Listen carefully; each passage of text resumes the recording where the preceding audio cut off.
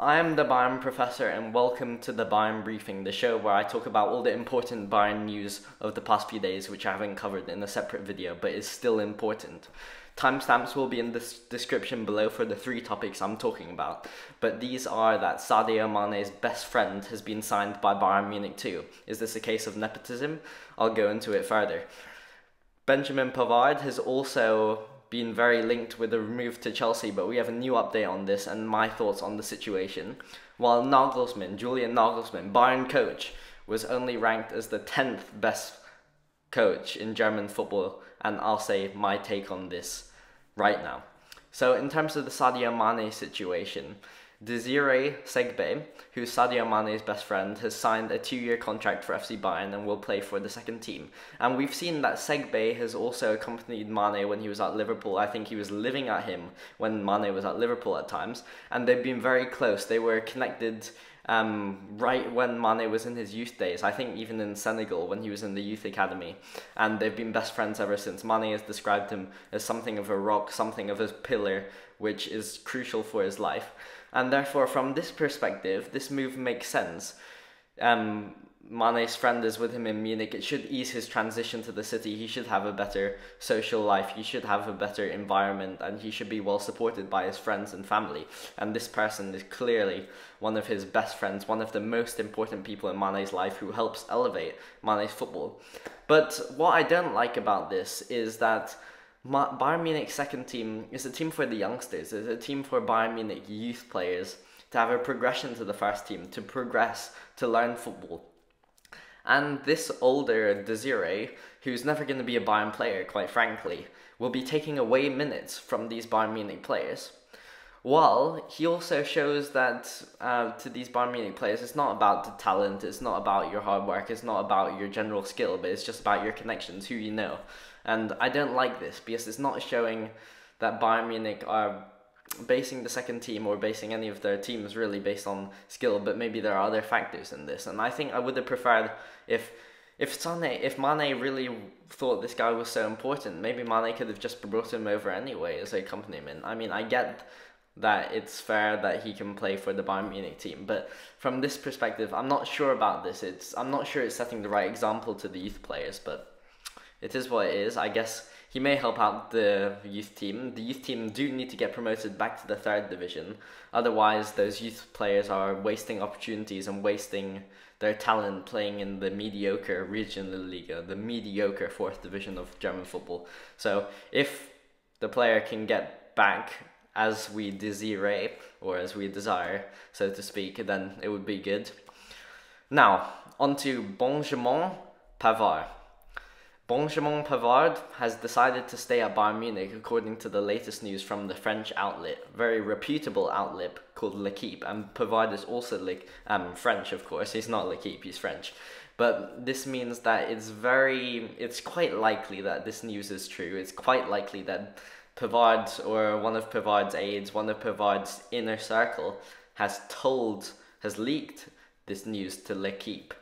And I think even though he's been rumoured to have a potential move to Chelsea, he was pretty good in the preseason. He was decent in the Super Cup yesterday. I did the player ratings. Check that out if you haven't had the chance to.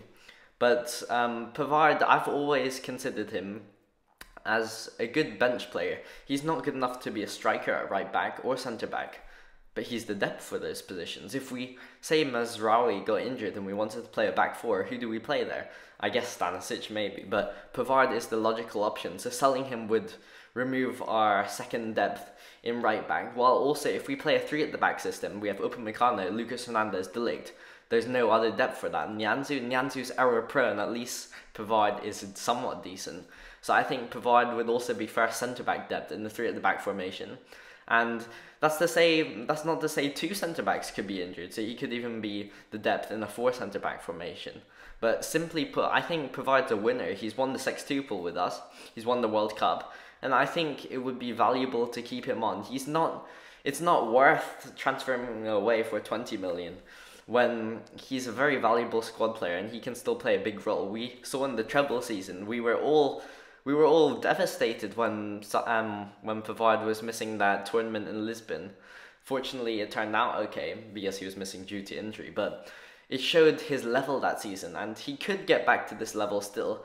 We saw against RB Leipzig that he was actually pushing quite high up, and he was getting in good attacking positions. So I actually believe he could get back to that former attacking level, and I think we should keep him. If we were to sell him, I think it should be maybe 35 million. But I just don't see any club paying that for Benjamin Pavard. I mean, he's decent, he's a good player, but to fork out 35 million on the player, you need to know they're somewhat quality. I guess Chelsea are quite desperate after Barcelona have completely trolled them, completely destroyed them in the market this window. But I guess Chelsea is the club we could see that fee from, but I still don't see it from Chelsea. If any club does do it, it would be Chelsea, but I just don't see it. I think Pavard will stay in Munich because I don't think they'll sell him for anything under 30. And I think Bayern will be better of it. Nagelsmann wants him to stay. And I think it would be a good show of support for the coach, but also good for the Bayern team if he does indeed stay. And then finally, Nagelsmann was voted only the 10th best German coach in German football, or best coach in German football. So this is either the German national teams or Germany coaches abroad, or coaches in the German Bundesliga. And to be honest, to be perfectly candid, I think this is a fair result. Nagelsmann, this is based off the last season, and last season was not a good season for Nagelsmann. Yes, we won the Bundesliga by a considerable margin. Yes, we played good football in the first half of the season. But after January, things collapsed. Things went down like a burning house. So quickly, the fire was spreading until it was just horrible. And this culminated in that dreadful 2 games against Villarreal, which were truly dreadful, to be honest. The tactics weren't there. And also that 5-0 loss against Borussia Mönchengladbach capped off a very uninspiring, a very poor season for Bayern. And the Bayern bosses know this. This is why they've spent, I think, the highest amount in Europe so far on transfers, because they know this performance versus Villarreal was unacceptable, and that Nagelsmann will need to pick up his standards this season, will need a Champions League semi-final realistically, or Nagelsmann will find himself out of a job in the coming season. I think that Christian Streich, who is the first choice on this, is a fair choice. He's probably one of the best coaches in the world, and it's such a shame that people outside of Germany don't realise this. While Dominic Tedesco, also of RB Leipzig in the Bundesliga, came 6th, and I think it's fair that he comes above Nagelsmann. He did a better job than Nagelsmann, given the relatively profiles of the squads. And also a special mention to Martina Voss-Tecklenburg of the German women national team, who had a great run in the Euros. I was really excited. I was really enjoying watching the Women's Euros, and it was a shame they couldn't win, but it is what it is. And then, yeah, so that's basically it. Nagelsmann only got 10 votes, you see here, which is quite a poor showing, but I think he'll get more in the coming season, and we saw that his tactics were evolving. The 4-2-2-2 looked very good against RB Leipzig. I gave him a 7.5 rating in my player ratings. I would have given him higher, about 8.5, 9, based on the initial tactic, but the game management was not that good, as we let Leipzig get back in the game, and that wasn't great. But apart from that, the tactics looked promising, and I'm very hopeful for Nagelsmann in the coming season. Hopefully he can move his 10th place up to a top 5 finish in the coming season. Hopefully Bayern Munich can win the Champions League. This was the Bayern briefing. Thank you very much for watching. Let me know your thoughts in the comments, and goodbye.